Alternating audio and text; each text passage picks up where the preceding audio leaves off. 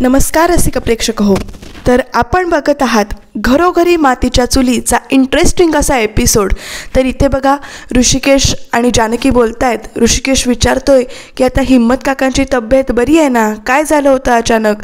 तर जानकी पुन्हा एकदा सरळ सगळा घडलेला प्रसंग त्याला सांगते आणि त्याच्यानंतर ती म्हणते की त्यांचं BP लो झालं असेल बहुतेक, म्हणून मी सोडायला गेले. ऋषिकेश म्हणतो की बरं झालं तू सोडायला गेलीस, पण इकडे देवळात असं घडलं. देवीने डावा कौल दिला आणि आईनं एक ओटी भरली होती काहीतरी सवाष्ण म्हणून. तेवढ्यात जानकी म्हणते की हो, आपल्याकडे पद्धतच आहे तशी, भरतात ओटी आणि डावा कौल दिला तर काळजी करू नका, आपण पॉझिटिव्ह शोधूया आणि सावध राहून कार्य करूया, काम करूया, असं तिथे त्याला धीर देते. पण ऋषिकेशच्या मनात शंका येते, कारण सौमित्रच्या वेळी काय झालं होतं हे त्याला आठवतं आणि जानकी ते औषधं आईनं द्यायला निघून जाते. तर इकडे ऐश्वर्या लॅपटॉप घेऊन बसली आहे. तेवढ्यात सारंग तिथे येतोय. तो स्वतःच्याच रूममध्ये जाताना परमिशन घेऊन जातोय. ती दोघं बोलत आहेत की आता दादा वहिनींचं लग्न आहे, आपण नवरा बायको आहोत, तर आपण त्यांना काहीतरी चांगला आहेर करायला पाहिजे. इथे ऐश्वर्या पण म्हणते बरोबर आहे, आपण काहीतरी त्यांना असं एक्सक्लुझिव्ह देऊया. असं म्हटल्यावर तो म्हणतो की तुम्हीच शोधा. तोपर्यंत ती म्हणते की नाही तूच दे, असं म्हणून ती सांगते. तर इकडे तिच्या मनात उकळ्या फुटत असतात, कारण गिफ्ट तर मी देणारच आहे. सुमित्रा आजींना शपथा घालून सांगितलेलं सत्य मी इथे त्यांना उघडकीस आणून देणार आहे. तर इकडे सुमित्रा जप करतायत आणि तेवढ्यात जानकी येते त्यांच्या औषधा गोळ्या घेऊन त्यांना द्यायला. त्यांचा जप झालेला आहे आणि त्या सुमित्रा जानकीचं कौतुक करतायत. त्या म्हणतात की काही झालं तरी तू माझी औषधांची वेळ चुकवणार नाहीस, तू सगळं उत्तम शिकलीस. जानकी पण म्हणतीये की आई, हे मी सगळं कुणाकडून शिकले, मी हे सगळं तुमच्याकडून शिकले. तुम्हाला आठवतंय ना काय व्हायचं की आपण गप्पा मारत बसायचो शिकवताना आणि तिकडे दूध उतू जायचं आणि त्यामुळे सगळी धावपळ व्हायची. जुन्या आठवणींना उजाळा देत आहेत. जानकी म्हणते इथे की माझ्या लग्नाला 10 वर्ष झाली, पण वाटतच नाही आहे मी अनाथ आश्रमातून आले, पण शेवटी घर म्हणजे घर असतं. तुम्ही सगळं मला शिकवलं. 10 वर्षावरून सुमित्राईंना आठवतं. त्या म्हणतात की अगं तुमच्या लग्नाला 10 वर्ष, तर आमच्या लग्नाला 40 वर्ष झाली. दिवस कसे भुरकन निघून गेले ते कळलंच नाही. आणि ते तुम्ही म्हणता ते काय, ते ट्युनिंग नवरा बायकोंमधलं. तेवढ्यात जानकी पण हसून म्हणते हो हो हो, ट्युनिंग असते नवरा बायकोंमधलं. तर त्या इथे खूप चांगलं सांगतात की जर नवरा बायकोंमधलं ट्युनिंग जमलं, आयुष्य क्षणांसारखं वाटतं आणि नाही जमलं तर क्षणसुद्धा आयुष्यासारखे वाटतात. आणि आता माझी देवाकडे प्रार्थना आहे की माझ्या 4ही मुलांच्या आयुष्यामध्ये हे क्षण आहेत ते चांगले राहावेत, अशी प्रार्थना करते, असं म्हणत त्या इथे भावूक होतात. तर इथे जानकी म्हणते तुम्ही एवढं सगळं मला शिकवलं, पण तुम्ही आता सध्या विसरभोळेपणा करायला शिकलायत. ती कसली तरी पर्स आणून देते त्यांना आणि ती म्हणते की तुम्ही ही पर्स ठेवली नाहीत. आणि सुमित्रा म्हणतात की ती तू ड्रॉवरमध्ये ठेव. तेवढ्यात ना तिला जानकीला त्यांच्या लग्नाची फ्रेम दिसते आणि 40 वर्षापूर्वीच्या आठवणी जाग्या होतात. सुमित्रा आई 40 वर्षांपूर्वीचं बोलत असतात, पण इथे प्रेक्षकांनो जानकीला तो फोटो बघून धक्का बसलाय.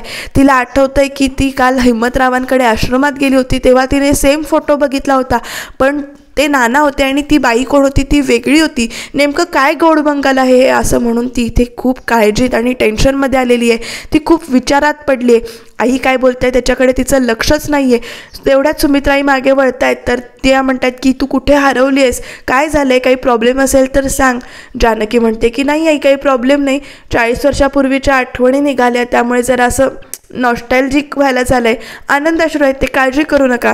तेवढ्यातच तिथे बघा ऐश्वर्या आलेली आहे. ती म्हणते की तुम्ही इथे गप्पा मारतायत, तुम्ही बाकी सगळे तुमची वाट बघतायत बाहेर, सगळे थांबलेत, कारण मानाची पत्रिका द्यायला पाहिजे. तुम्ही आता देवळात जाऊन आलात ना, आणि पहिला मान कुणाचा आहे तर आपल्या लोण्याच्या गोळ्याचा, आणि ती एकदा रुसली म्हणून तुम्हाला परत लग्न करायला लागतंय, आणि दुसऱ्यांदा रुसली तर काय होईल याची कल्पना नाही, त्यामुळे चला चला लवकर पत्रिका द्या, असं म्हणत ती सुमित्राईंना घेऊन जाते. इकडे सुमित्राईसुद्धा खुशीत निघून जातात. पण इकडे ऐश्वर्या बघा जानकीला विचारात पडलेलं बघून तिच्या मनात आनंदाच्या उकळ्या फुटत आहेत. ती म्हणते माझा निशाणा बरोबर लागलाय, म्हणजे हिनं फोटो तिथला बघितलेला आहे, असं म्हणत ऐश्वर्या तिथून निघून जाते. खरं जानकी तो फोटो बघून विचारात पडते. नाना तर तेच आहेत जे त्या फोटोत आहेत आणि ह्या फोटो आहेत, पण मग ती दुसरी बाई कोण, नेमकं काय घडलं आहे हे तिला इथे आता खूप मोठा प्रश्न पडलाय, खूप विचारात पडली आहे ती प्रेक्षकांनो. तो फोटो तिला वारंवार आठवतोय, पण शेवटी ती फोटो ठेवते आणि निघून जाते. तर इकडे बघा ओवीचं औक्षण करतायत. ओवीला हळदी कुंकू लावून औक्षण करून तिच्यासाठी मानाची पत्रिका देण्यासाठी ते सगळे जमलेले आहेत. पेढा भरवतायत सुमित्राई तिला. ती सुद्धा खुशीत सगळं करून घेते. तिला मजा वाटते हे करून घ्यायला. तिच्या चेहऱ्यावरचं हसू बघून आपल्याला पण बरं वाटतं. ऋषिकेश आणि ऐश्वर्यासुद्धा तिला औक्षण करतायत, तिच्याशी बोलतायत आणि तिला पत्रिका देत असताना ती पेढा भरवायला सांगते. मी विसरले असं म्हणत ती पेढा पण भरवतायत. आणि इकडे ऐश्वर्यासुद्धा हसून खेळून बघतीये, पण तिच्या मनात किती काळोबेर आहे ते आपण बघतोच आहे. शेवटी ते तिला जानकी आणि ऋषिकेश तिला पत्रिका देतात आणि सगळ्या कार्यक्रमात सहभागी हो, तू आमचा आठवणीनं ये. सगळं कार्यक्रम चुडा भरणे असो, संगीत असो, मेहंदी असो, हळद असो, सगळ्या ह्याच्यात तू ये आणि फोटोत सहभागी हो असं म्हणून ते तिला सांगतायत. इकडे ती सुद्धा खुशीत पत्रिका घेते आणि सांगते की माझ्या सगळ्या फ्रेंड्सना मी बोलवणार आहे आणि तुम्हीसुद्धा पत्रिका त्यांना नेऊन द्यायची. आपण तेवढाच सारंग म्हणतो की आपण त्यांना संगीतालाच बोलूया, म्हणजे मजा येईल, सगळा कार्यक्रम धमाल होईल. इकडे ऐश्वर्यासुद्धा त्यांना हो हो म्हणून हे करते. आणि इकडे बघा ओवी तेवढ्यात की नाही उठली आहे टाळ्या देऊन आणि तिथे जे ताट असतं ते धरून तिने वाजवायला चालू करून धिंगाणा घालायला सुरुवात केली आहे. पण ह्या सगळ्या गडबडीत जानकीच्या चेहऱ्यावर मात्र साफ टेन्शन दिसून येतं आहे. ती इकडे रूममध्ये आली आणि आपल्याच विचारात गुंतलेली आहे. तो फोटो तिला सारखा सारखा राहून राहून नजरेसमोर येतोय. ऋषिकेश मागून आलाय, त्याने तिच्या खांद्यावर हात ठेवल्यावर ती दचकतीये. हे बघून त्यालासुद्धा काळजी वाटते. तो म्हणतोय काय झालंय जानकी, मी सकाळपासून बघतोय तू टेन्शनमध्ये आहेस. तेवढ्यात जानकी म्हणते की हिम्मत काकांना तुम्ही कधीपासून ओळखता. तर ऋषिकेश सांगतो की ते नानांचे जुने मित्र आहेत, पडत्या काळात त्यांनी मदत केली असं मी ऐकलं होतं, पण तू आज असं का विचारतेस. तेवढ्यातच ती म्हणते की नानासाहेबांना कोणी भाऊ वगैरे होता का. तर 10 वर्ष झाली लग्नाला, तुला असं आता प्रश्न का पडलाय. माझ्या माहितीनुसार तर त्यांना सक्का भाऊ कोणी नाही, चुलत भाऊ आहेत पण ते सारखे येत जा करत नाहीत असं ते बोलत असतात. आणि तेवढ्यातच इथे बघा ऐश्वर्या टपकलेली आहे. ती म्हणते की ऋषिकेश भाऊजी तुम्ही इथे काय करताय, लग्नाच्या आधी तुम्ही असं यायचं नाही, बाहेर जर कळलं ना तुम्ही ते आज चोरून भेटतायत तर सगळे मला ओरडतील, तुम्ही जावा बघू तिकडे असं म्हणून ती गोडगोड बोलते. अगदी खूप नाटक करते गोडगोड बोलायचं. आणि तुमची रूम तिकडे आहे, तुम्ही तिथे जावा असं ती म्हणून त्यांना हाकलून देते. तर इथे पाठीमागून ऐश्वर्या म्हणतीये की आता मी तुमचं बोलणं ऐकलंय, तुम्ही फोटो बघितलाय, पण ठीक आहे तुम्ही काय करताय ते करा, शोधा, मी आहेच असं ती इकडे पाठीमागून म्हणतीये. आणि जानकीशी गोडगोड बोलून निघून जाते. जानकी मात्र टेन्शनमध्ये इथे बसलेली आहे. तेवढ्यातच प्रेक्षकांनो इथे बघा काय होणार आहे. दुसऱ्या दिवशीची सकाळ उजाडली आहे. जानकी तांदूळ निवडते आणि मंगलताईंना सांगते की आपण मेथी पण म्हणजे भाजी पण निवडून घेऊया. तेवढ्यातच इथे एक माणूस जानकीला शुकशुक करतोय. जानकी आधी घाबरते, कोण आहे ते तिला कळत नाहीये.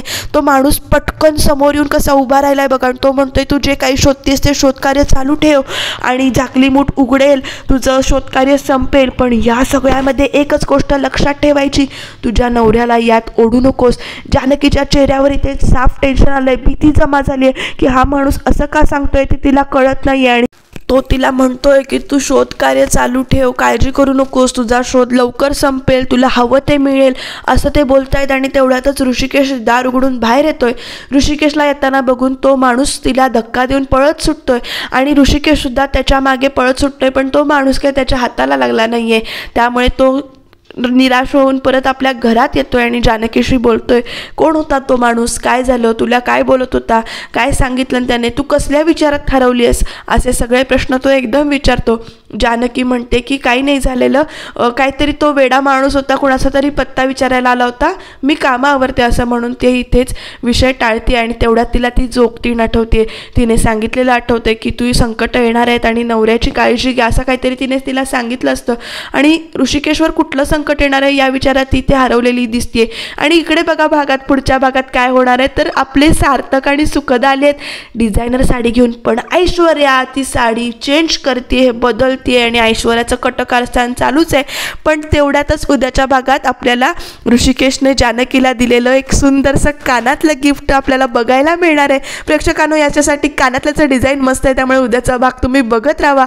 आणि तेवढ्यातच इकडे नाना आणि हिम्मतराव पण बोलताना दिसत आहेत आणि ती का आली होती वगैरे त्यांची चर्चा होते. आणि तेवढ्यातच फोटो दिसतोय. हा फोटो जानकीने बघितला असेल का असा प्रश्न नानासाहेबांना पडतोय. त्यामुळे नानासाहेब सुद्धा काळजीत आहेत. पुढे काय होईल ते जाणून घेण्यासाठी चॅनलला नक्की सबस्क्राईब करा.